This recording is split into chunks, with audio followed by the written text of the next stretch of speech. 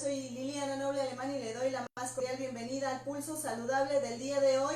Estamos transmitiendo, como ya se ha vuelto una costumbre, desde el Hospital Juárez de México, y ahora se encuentra conmigo la doctora Carol Vivian Moncayo Coelho. Ella es jefa del servicio de alergia e inmunología de aquí del Hospital Juárez de México, y mientras ella etiqueta esta transmisión para sus seguidores en redes sociales, yo le quiero hacer esta pregunta. De pronto, cuando usted se agacha, siente que aquí, esto de aquí le oprime, o si se toca aquí le duele, o de pronto cuando está muy cerca de algunos lugares llenos de polvo, pues empieza a escurrirle la nariz, o va a la playa y siente usted que está un poco mormada cuando llega a esta zona con extensa humedad, no necesariamente en la playa, puede ser a lo mejor en una ciudad como en Mérida, por ejemplo, o siente que le pica la nariz cuando está acostada en el parque jugando con sus hijos,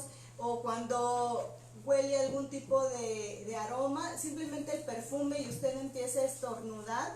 Pues hay muchas cosas que son conocidas como los alergenos, y desafortunadamente no podemos estar alejados de ellos, pero sí tenemos que aprender a convivir con los alergenos, no ellos con nosotros, y nosotros más bien los seres humanos con ellos. Entonces existen alternativas, pero este tema es en particular, yo creo que muy interesante para las mamás, para las mises en las escuelas, para que entiendan por qué de pronto los niños tienen tanta secreción nasal, y no quiere decir que este tipo de circunstancias esté vulnerando al niño y que el niño viva todo el tiempo con gripe o con una infección viral, porque a lo mejor no es cierto, y es algo menos complejo de instancia que una infección viral, pero más complicado porque es algo crónico para el resto de la vida, tal vez del pequeño o de la pequeña, o ya cuando somos adultos. Y estoy hablando de las famosas y odiadas alergias. Las odiamos. Hola, doctora hermosa. Hola, muchas gracias por invitarme. Gracias por estar con nosotros a esta breve entrevista. Sí, efectivamente estamos en temporadas de alergias. Las alergias son cada vez más frecuentes y necesitamos cada vez más aprender a convivir con ellas, claro. No a restringirnos porque tenemos una alergia, sino a hacerlas parte de nosotros y aprender a vivir con ellas. Es que usted ahora que dice a vivir con las alergias, de pronto cuando al niño pequeño, que es cuando la etapa en la que le diagnostican asma, y luego le dicen usted es alérgico, el niño va a ser alérgico a B, C, D, F, G, bueno, la mamá quisiera comprarle una burbuja de jabón, meterlo ahí, que el niño ande alejado de todo, y a veces resulta contraproducente, y de pronto el niño ya no puede ni hacer actividad física, o no se puede llevar a la boca un helado porque no, te vas al baño, no, te vas a... y sí, pero no. Sí, estoy de acuerdo contigo. Hace mucho tiempo, hace muchos años, se pensaba que aquellos que tenían enfermedades alérgicas no podían hacer nada, ¿no? Y las enfermedades alérgicas son muchas, pueden ser de diferente tipo de alergias, dependiendo del órgano que afecta. Hay una entidad que nosotros en alergia llamamos la marcha alérgica, que es la historia natural o la evolución natural de estas enfermedades a lo largo de la vida. Y es lo que tú refieres, que empieza a edades tempranas con alergia en piel, que es la dermatitis atópica, sí. Muchas veces relacionadas a la dermatitis atópica, ¿sí? Con alergia a alimentos, y posteriormente, un poco más adelante, 2-3 años después, desarrollan alergia respiratoria, rinitis alérgica y asma, donde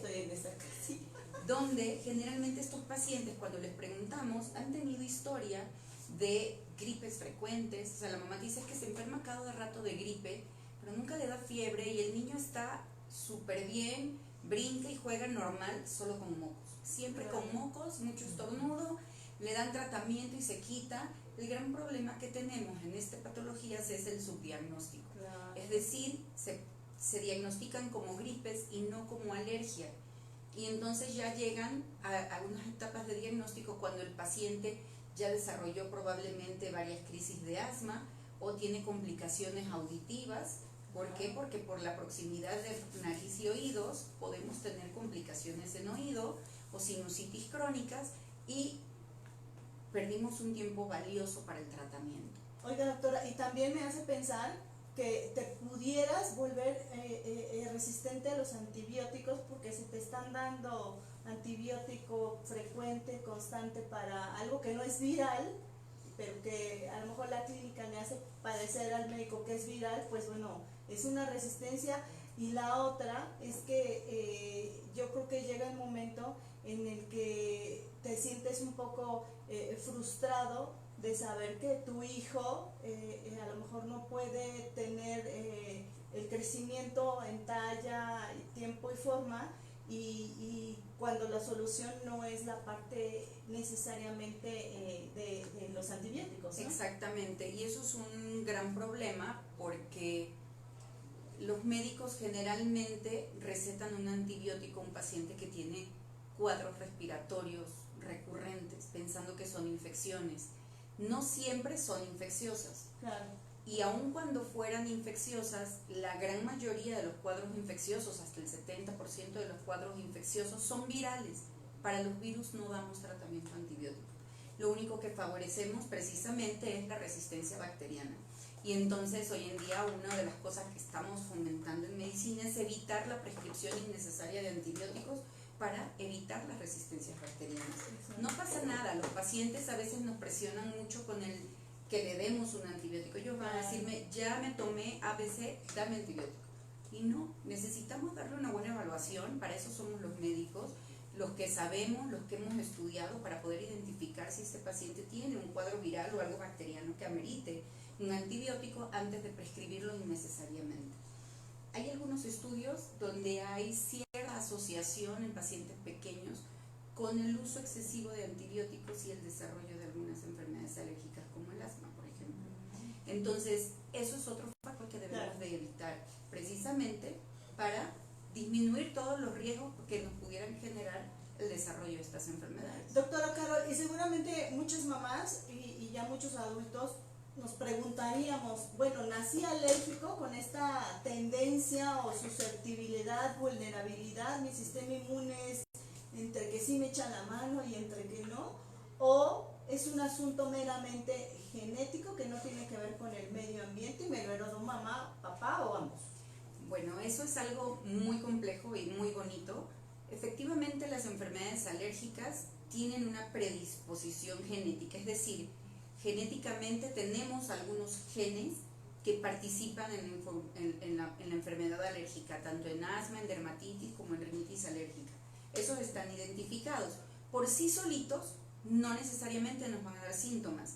Va a haber expresión bajo ciertos estímulos. Claro. Si yo, por decir, tengo, me hacen algún estudio, no tengo síntomas, me hacen un estudio de pruebas de alergia para determinar alergia y salí positiva a un alergeno que está en China, pero yo no he estado expuesto a esto, yo no tengo una enfermedad, yo tengo algo que se llama sensibilización. Esa sensibilización es que soy sensible o estoy predispuesta a desarrollar alergia a esto, pero si yo no me expongo, no estoy desarrollando nada.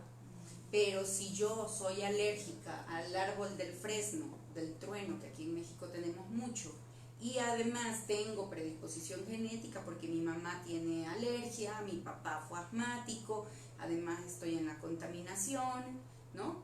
Fui prematura o fumaban en casa, pues todos los factores de riesgo confluyen. ¿Para qué? Para que se exprese en mí la enfermedad. ¿Cuál enfermedad? Depende de qué me ataca, ¿no? Si es fresno, como es un polen, probablemente voy a hacer rinitis alérgica o puedo desarrollar asma. Pero si de pequeñito tuve alergia a la proteína de la leche, probablemente lo que voy a tener son síntomas digestivos o voy a tener dermatitis atópica. Doctora, ¿y cómo se diagnostica y cuál es la etapa más frecuente del diagnóstico? Porque me imagino que esta es la etapa en la que se empieza a expresar esta susceptibilidad que usted llama a los diversos alérgenos. ¿En qué edades de la vida? El grueso de la población es en la edad pediátrica, o sea, menores de 6 años, de 9 años para abajo, son donde más frecuentemente tienen síntomas. En los pacientes menores de 1 año de edad generalmente se expresan más alergia a alimentos, proteína de la leche, probablemente el huevo, y desarrollan alergia alimentaria y desarrollan dermatitis atópica. Posteriormente, que ya tenemos varios ciclos de estar en contacto con pólenes, por lo menos 1 año o 2 estaciones de polinización de primavera donde hay pólenes, desarrollamos alergia respiratoria, rinitis alérgica y asma.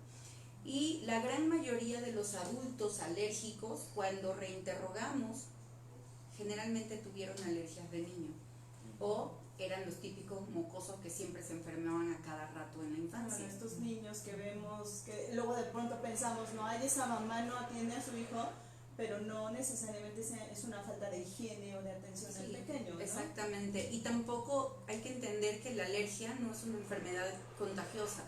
Qué bueno es una enfermedad donde lo que tenemos es una hiperrespuesta del organismo a ciertos agentes. Si yo tengo alergia a un polen que está en mi escuela, voy a estar con mocos todos los días, claro, ¿no? Y no quiere decir que voy a contagiar. Entonces, sí hay que estar en contacto, hay que saber qué hacer y cómo darles tratamiento a los pacientes, porque un paciente tratado es un paciente que va a tener una muy buena calidad de vida y que no va a tener complicaciones a mediano o a largo plazo. Y que lo puede hacer todo, refiriéndose a la actividad física. Exacto. Fernando Plata, saludos, corazón, él es sí, asmático. Yo sé, es un asmático y veanlo, ¿no? Sí, ¿Quién ha sido, no? En clavados ha sido muy importante, claro. Fernando Plata, por supuesto que sí. Efectivamente, no existe una restricción para hacer ejercicio físico en un paciente con alergias. Al contrario, son pacientes que pueden rendir muchísimo, pero lo único que necesitamos es que estén controlados. Claro. Y doctor, usted hablaba de este paciente identificado o el no identificado con alergia. Pero entonces, una alergia, una rinitis alérgica, ¿me puede llevar a una enfermedad más compleja como el asma? Sí, efectivamente que sí.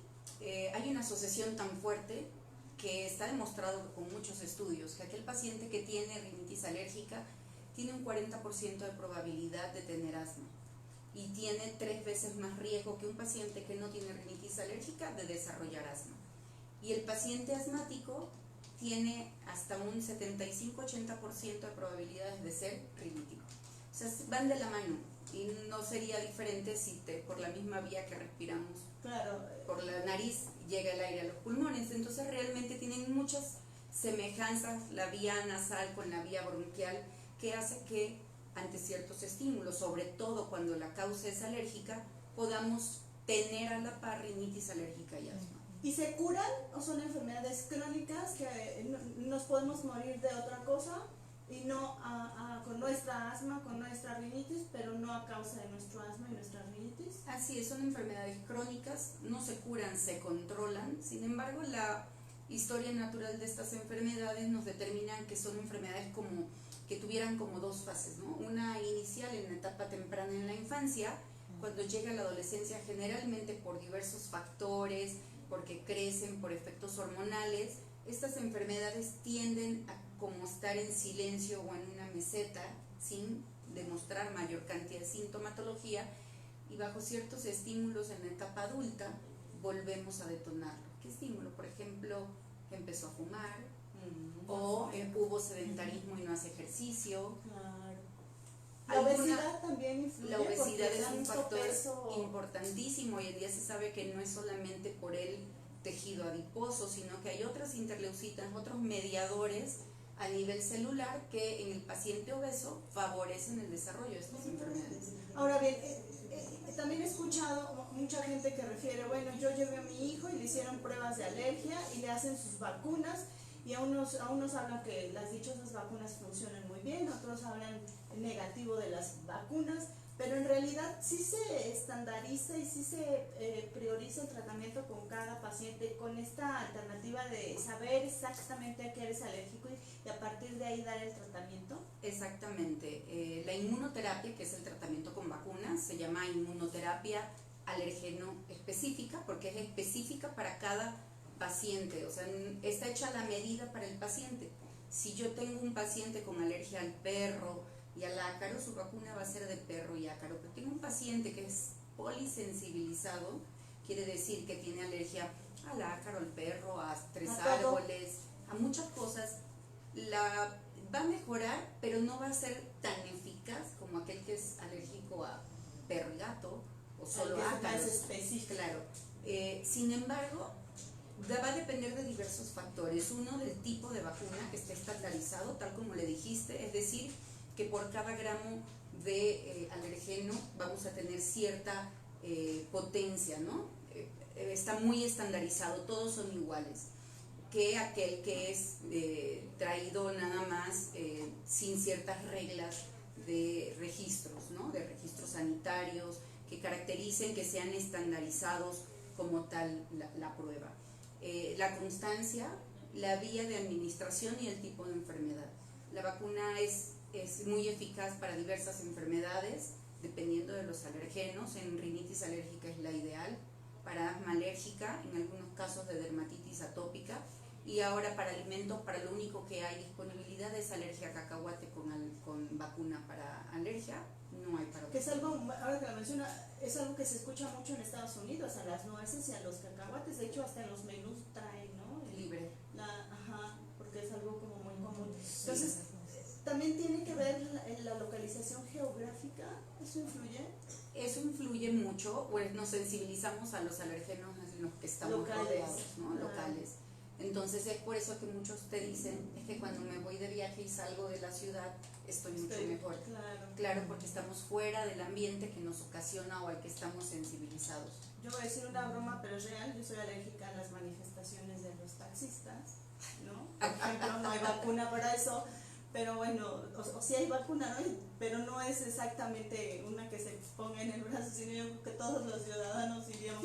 Oiga, doctora, para finalizar, ¿cuál sería la recomendación? Porque es un tema que me parece que, como usted bien lo menciona, se presta, no sé si esté bien o es muy atrevido decirlo, al subdiagnóstico, y que este mismo subdiagnóstico puede llevar en el camino equivocado al paciente y que al rato se convierte en un enfermo más de asma. ¿Cuál sería esta recomendación puntual que tendríamos que tener en consideración todos, tengamos o no tengamos hijos, pero que sepamos aprender a conocernos como para una revisión oportuna y no después depender de un medicamento todo el tiempo, tener crisis tan severas que algunos pacientes llegan a tener, ¿no? Sí, efectivamente, no pensaríamos que a pesar de que ya existen muchos medicamentos para el control del asma, hoy en día todavía exista mortalidad por asma. Claro. Entonces eso es lo que debemos de evitar.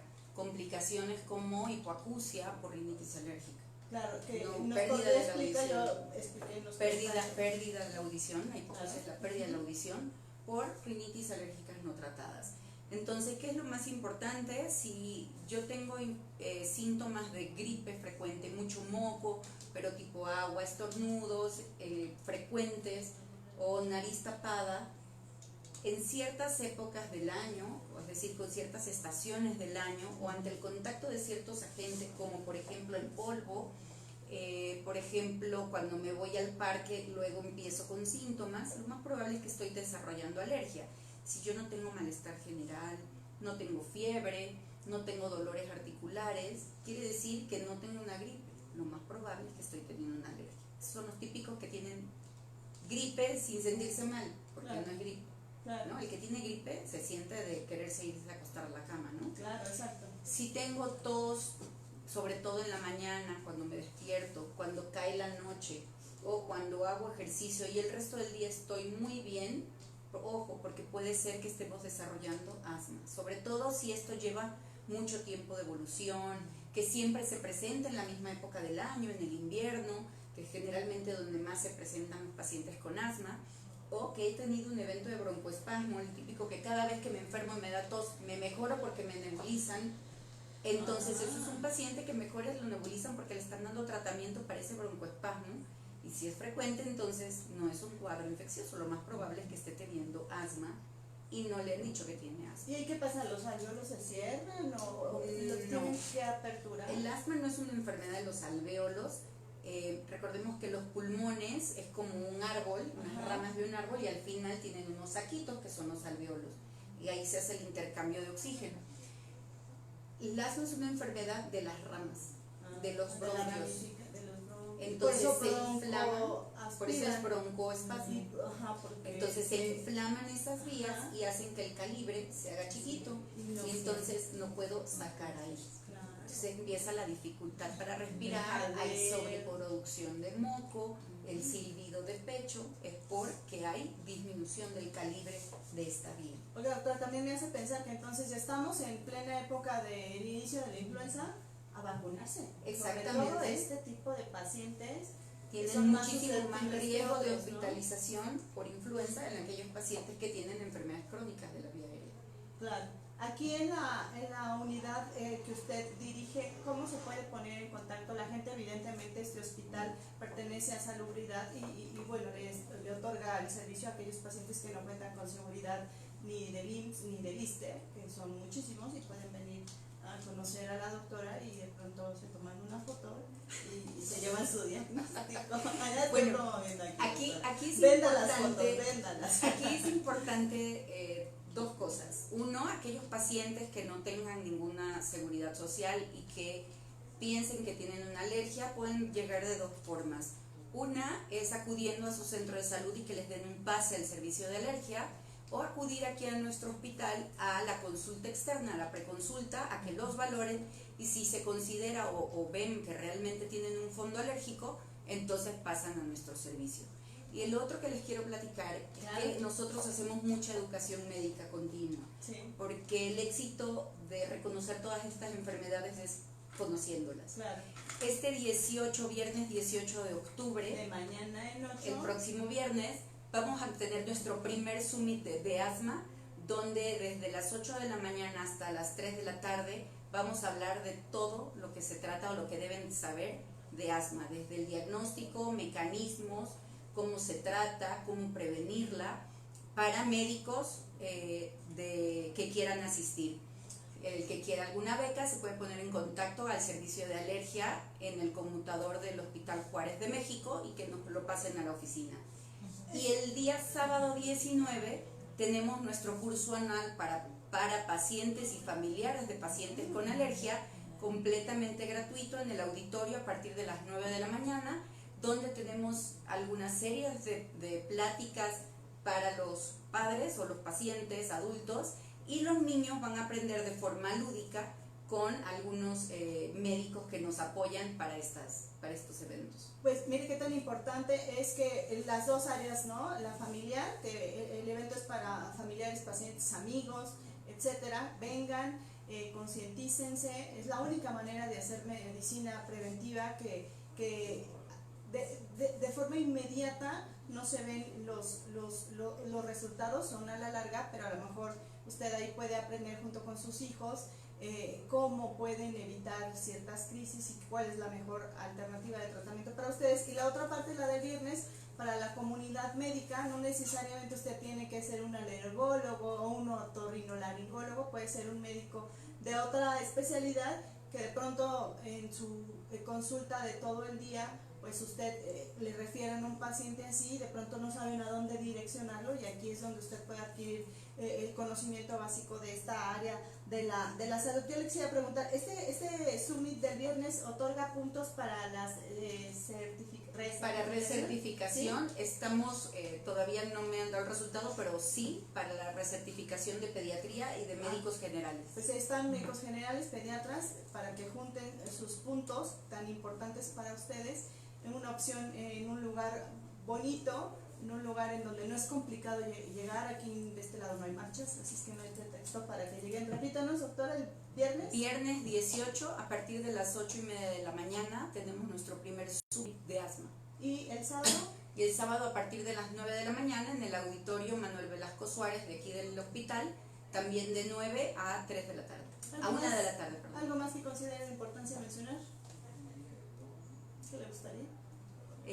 Si sospechan que tienen alguna enfermedad alérgica, tanto asma, rinitis, las alergias no solo son respiratorias, recordemos que también la piel expresa parte de nuestra alergia, dermatitis atópica, urticaria, y si alguna cosa piensan que les ha hecho sacar ronchas con falta de aire, ojo con anafilaxia, también es una enfermedad que puede ser ocasionada por la alergia, y eso necesitan ser evaluados muy rápido. Sí, es muy peligroso eso, ¿verdad? Exactamente. Pues estuvo esta tarde con nosotros la doctora Vivian Moncayo Coelho, le decía yo, jefa del servicio de alergia e inmunología de aquí del Hospital Juárez de México.